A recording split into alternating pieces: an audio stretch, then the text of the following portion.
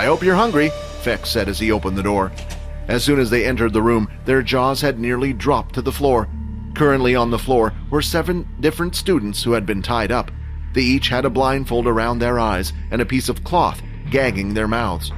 This is what someone should have done before they turned him into a ghoul. He would need a different type, right? So here you are. I brought you a different person he can eat for each day of the week, Fex explained. So what, you plan to just kill these students? Vorden asked. Hey, now look who's being the stupid one. No one said anything about killing, Fex replied. The size of meat that a ghoul needs to eat only needs to be about that of a shoe, so there's no need to kill, no need for the school to find out.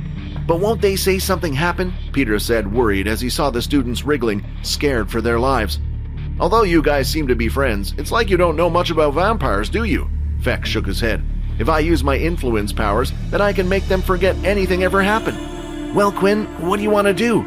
Peter asked, looking at him. Peter had already made up his mind. He was sick of worrying about this and just wanted to get it over and done with. I can't, Quinn said.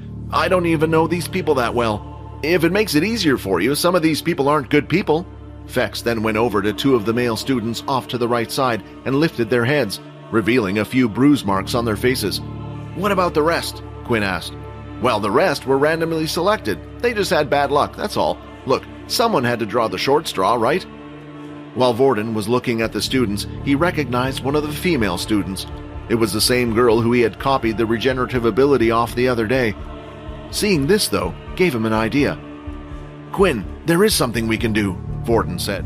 Before, he had never considered this an option. Only now that they were able to erase their memories did he think of this.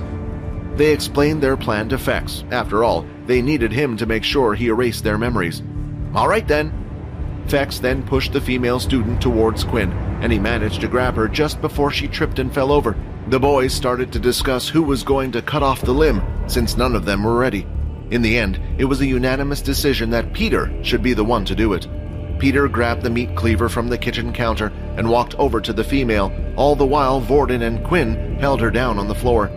The 2 had to hold her down, even though her mouth was already gagged. At first, she thought it was a twisted, sick joke being played by her friends. But as soon as she heard them deliberate and talk more about the matter, she slowly realized that it was becoming a reality. As Peter kneeled on his knees, his hands were shaking. Come on, Peter, Vorden said. You're happy enough to eat the damn thing, but you can't cut it off. With those words, Peter closed his eyes and swung the meat cleaver down, but at the last second, he tried pulling it back, causing the meat cleaver to only reach halfway through the bone. Peter, you made it worse, Quinn said as the 2 swapped positions. Quinn quickly banged a fist on top of the cleaver, pushing it to completely go through. Want to watch more episodes of my vampire system? Follow Pocket FM Fantasy Chronicles. You can watch the next episode here in the playlist.